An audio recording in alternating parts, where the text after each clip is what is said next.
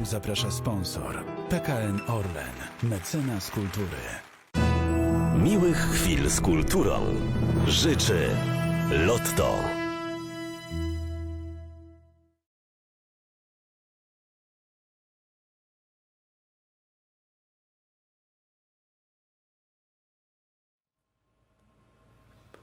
Witam Panią bardzo serdecznie i dziękuję za ten przepiękny recital na fortepianie Erarda z 1838 roku. Jesteśmy w pokoju, w którym, jak sądzimy, urodził się Fryderyk Chopin. Jakie to emocje budzi w pianistce, która wykonuje tutaj jego dzieła? Gościć w Żelazowej Woli to jest niewątpliwie jedno z najpiękniejszych przeżyć, ponieważ wydaje mi się zawsze tak, jakbym wracała mimo wszystko do domu Chopina, więc grać Chopina tutaj to jest po prostu z jednej strony ogromne wyróżnienie, a z drugiej strony po prostu przyjemność. Ten instrument, bo on oczywiście brzmi zupełnie inaczej jak Steinway, którego też często słyszymy tutaj w Żelazowej Woli, chociaż z innego pomieszczenia w tym budynku. Te instrumenty zdecydowanie różnią się brzmieniem, a z czego biorą się te różnice? Jeżeli mogłaby Pani tak to opowiedzieć, żeby ktoś, kto nie jest znawcą konstrukcji fortepianów, mógł to sobie jakoś wyobrazić. Różnic między fortepianem współczesnym i fortepianem historycznym, czyli właśnie takim, na jakim dzisiaj grałam, jest całe mnóstwo, ale z takich oczywistych. Różni się przede wszystkim budową. Widzimy, że jest prostostrunny naciąg. Nie ma jeszcze tej takiej wielkiej, ciężkiej ramy, która sprawia, że fortepian współczesny też różni się wagowo bardzo od fortepianu historycznego. Ten prostostrunny naciąg wpływa na to, że każdy z rejestrów instrumentu też ma swoją specyfikę, ma swoje brzmienie, zachowując pewną przejrzystość. Rama została wprowadzona później w celu wzmocnienia brzmienia instrumentu, który musiał z takich mniejszych kameralnych sal trafić i zapewnić słuchaczom komfort słuchania w coraz większych salach Tak, żeby koncertowych. Paderewski mógł zagrać w Madison Square Garden na Steinwayu. Dokładnie tak. Dla kilku tysięcy ludzi. Te różne rejestry, bo rzeczywiście kiedy się słucha, to bardzo wyraźnie wyczuwa się, odbiera różnicę właściwie w kolorze tych poszczególnych rejestrów. To trochę tak jakby wyobrazić sobie chwilami, ja mam takie wrażenie, że to śpiewają różne głosy, że idziemy od basu do właściwie dyszkantu chłopięcego momentami wręcz. Cieszę się, że Pan tutaj wspomniał o kolorystyce, bo jest to też dla mnie taki bardzo ważny element także w doborze repertuaru na fortepianie historycznym, ponieważ on właśnie operuje pewnymi rejestrami, pewnymi kolorami. Wydaje mi się, że to jest w instrumencie historycznym jego mocna strona, że właśnie można naśladować trochę wiolonczelę. Rejestr środkowy zazwyczaj zachowuje też swoją przejrzystość, natomiast kryją się tutaj także pewne niebezpieczeństwa wynikające z przyzwyczajenia, które często przenosimy z fortepianu współczesnego. Chodzi o rejestr sopranowy, który jest w tych instrumentach historycznych jeszcze bardzo delikatny, bardzo wrażliwy i nie znosi forsownego grania i mocnej, wyrazistej artykulacji, takiej, która świetnie sprawdza się w dużej sali na Steinwayu. Tutaj właśnie znalezienie odpowiedniej proporcji brzmienia i pewnego balansu jest, można powiedzieć, kluczem do zrozumienia instrumentu, bo w przypadku tych fortepianów dawnych, historycznych, jeszcze przed 1845-50 rokiem, to pianista musi się dostosować do instrumentu. A co Pani przez to rozumie, że to pianista dostosowuje się do instrumentu? To znaczy, że muszę zmienić poziom mojej wrażliwości w momencie, kiedy siadam do instrumentu historycznego. Ponieważ każdy z tych instrumentów jest inny, ja muszę po pierwsze go najpierw poznać, żeby wiedzieć, jak na nim grać. Muszę zmienić w dużej mierze sposób mojej gry, moje, że tak powiem, tusze, jak to mawiał Chopin. I właśnie odnaleźć te właściwe proporcje, bo na każdym fortepianie im bardziej będziemy się cofać wstecz w historii fortepianu, tym większe znajdziemy różnice. Myślę, że to jest niezwykle ciekawy wątek, dlatego że później, jak we wszystkim właściwie na świecie, nastąpiła pewna standaryzacja, prawda? To znaczy, że Dzisiaj, kiedy pianiści podróżują po świecie i grają na tych instrumentach, które zastają na estradzie, z reguły bardzo dobrych, jeżeli to są dobre sale, właściwie wiedzą, jakiej jakości się spodziewać. A tutaj to jest tak troszkę jakby przyjść i trzeba było dostosować ubranie szyte na miarę do siebie? To można sobie tak wyobrazić? Zdecydowanie tak. W momencie, kiedy jedzie się na koncert i wiem, że będę grała na Steinwayu albo na Yamasze, to mniej więcej wiem, czego mogę się spodziewać. Natomiast no tutaj do fortepianu trzeba jednak przyjechać wcześniej, tak jak do Żelazowej Woli. Mogłam przyjechać wczoraj, żeby właśnie przede wszystkim poznać ten instrument w danym momencie, bo ten instrument też się zmienia w zależności od wilgotności powietrza i różnych parametrów. Dlatego dla mnie ten kontakt z fortepianem to jest troszeczkę tak jak taki dialog z drugim człowiekiem, który mi mówi, czego on potrzebuje, czego on chce i jak mi może pomóc zrobić z kolei to, co ja chcę. I jak długo powinna trwać taka intymna rozmowa z instrumentem historycznym, zanim razem wystąpią Państwo przed publicznością? To na pewno zależy i od instrumentu, i od jak gdyby poziomu przygotowania tego fortepianu.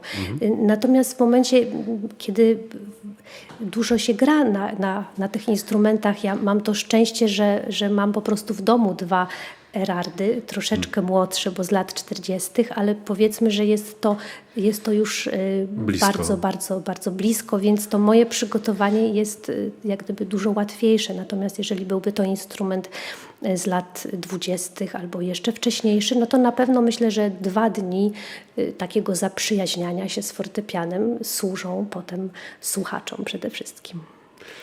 A kiedy mówi Pani o tym, że wybiera starannie repertuar, który dobrze zabrzmi, czy odnajdzie się dobrze na tym instrumencie historycznym, to ma Pani też na myśli dzieła Chopina i spośród nich wybieranie, czy Chopin cały doskonale się nadaje na takiego rodzaju instrument?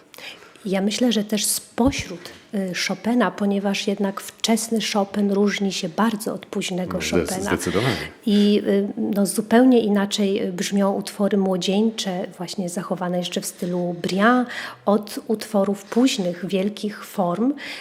Tutaj znajdujemy się też w dosyć małej przestrzeni, która też wpływa na to, że ten dźwięk tego instrumentu jest inny. W momencie, kiedy by się grało sonatę czy wielką balladę, jest to inaczej. To jest oczywiście kwestia wyboru, preferencji i możliwości. To oczywiste. A chciałbym też zapytać, bo to zwróciło dzisiaj w czasie Pani recitalu moją uwagę o oddech w muzyce, o frazę, o tempo, bo mam wrażenie, że pianiści oddychają trochę jak śpiewacy, tylko wewnętrznie, zwłaszcza grając Chopina tam, gdzie jest ta wspaniała chopinowska kantylena, ale oddychają zupełnie inaczej, kiedy grają na Steinwayu i kiedy grają właśnie na Erardzie czy innym instrumencie historycznym. Czy rzeczywiście tak się inaczej oddycha?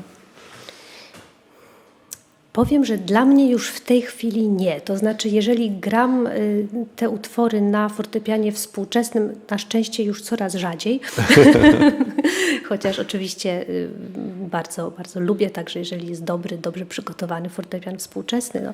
Natomiast przyznam się, że postrzegam już ten czas troszeczkę inaczej dzięki długiemu kontaktowi wieloletniemu z fortepianami historycznymi, ponieważ na fortepianie współczesnym nasza interpretacja w dużej mierze bazuje na pewnej równości, na pewnym wyrównaniu, na dobrym opanowaniu artykulacji i dynamiki i to nie wystarczy w kontakcie z fortepianem historycznym, bo tutaj właśnie poza zmianą jak gdyby proporcji musimy jakby powiedzieć, uwrażliwić jeszcze czubeczki palców na mnóstwo niuansów, które na tym instrumencie są potrzebne do plastycznego ukształtowania frazy.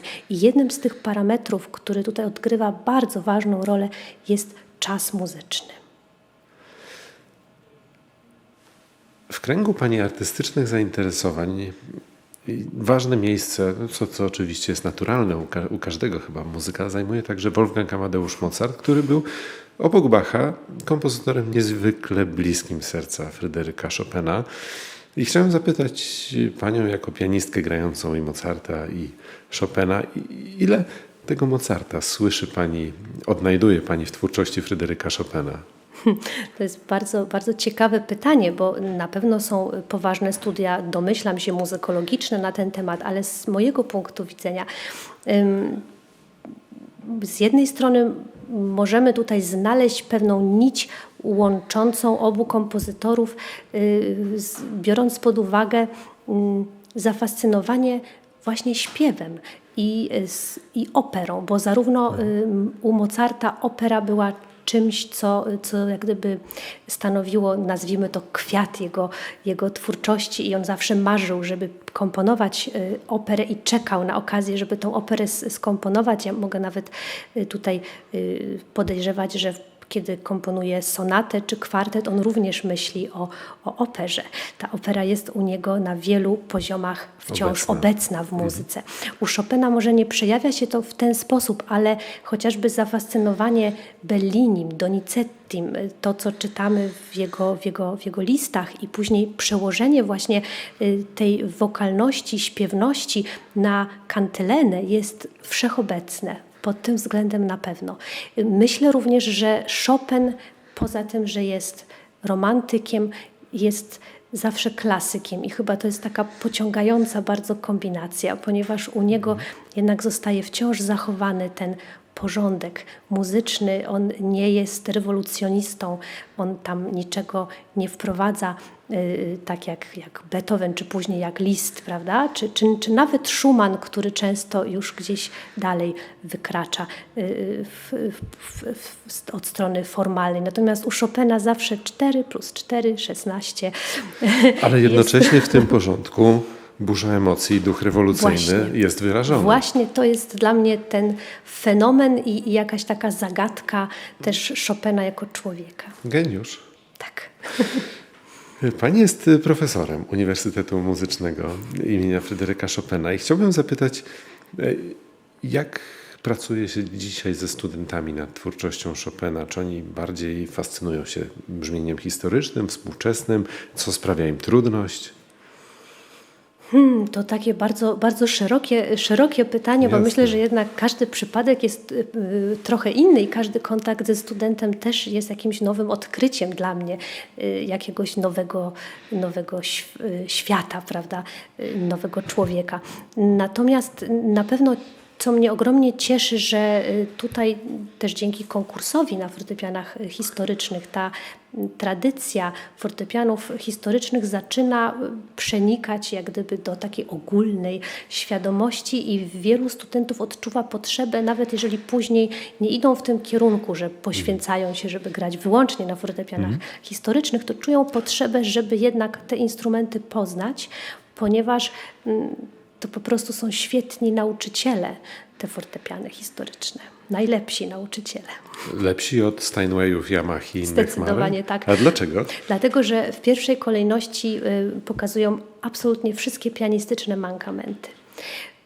Fortepian współczesny. obnażają, tak? Tak, fortepian współczesny przyzwyczaja nas do pewnego sposobu traktowania klawiatury, który nie zawsze się sprawdza właśnie przy przejściu na fortepian historyczny, bo tam wymaga to dużo większej precyzji i dużo większego, nazwijmy to, souplesse, jak mawiał Chopin, czyli elastyczności i giętkości. Tutaj słychać każde złe podłożenie pierwszego palca, co jest na początku bardzo frustrujące. Mawiał zresztą nie bez złośliwości Andrzej Czajkowski, który był znakomitym pianistą, ale swoim kolegom pianistom na Zachodzie objaśniał z takim pewnym przekąsem, mówiąc o warszawskiej uczelni, że w Polsce są nie tylko pianiści, ale też chopiniści.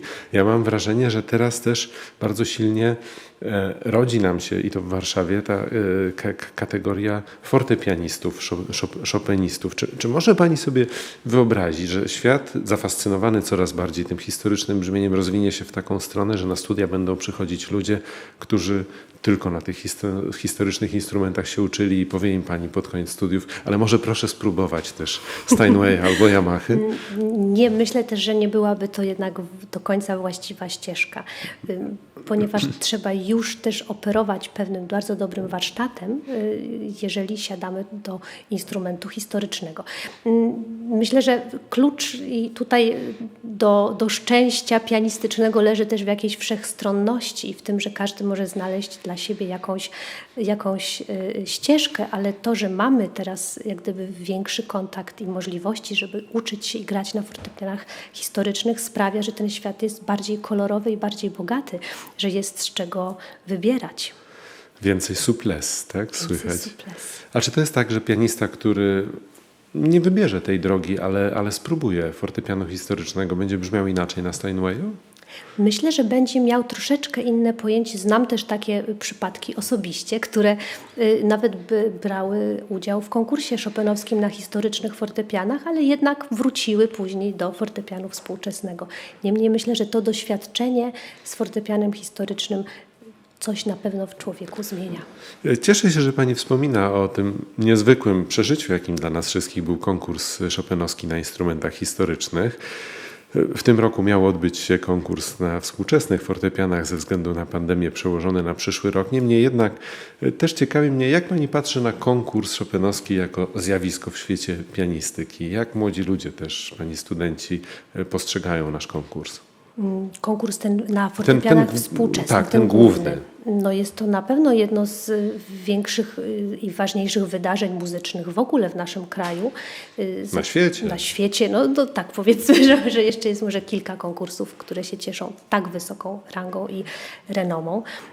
Natomiast zawsze w przypadku konkursu myślę, że będzie tyle samo zwolenników, ile przeciwników konkursów, bo myślę, że konkurs powinien być przede wszystkim świętem muzyki, świętem Chopina i świętem młodych ludzi, którzy po prostu kochają muzykę Chopina. A tych są miliony na świecie cały czas. Proszę pozwolić, że ja na koniec tutaj w Żelazowej Woli, w pokoju, w którym Fryderyk Chopin przyszedł na świat, zapytam panią, kim dla pani osobiście jest Chopin? Wiem, że to trudne pytanie, ale niemniej jednak chciałbym je zadać. Życiem. Ale piękna odpowiedź. Bardzo dziękuję. Dziękuję.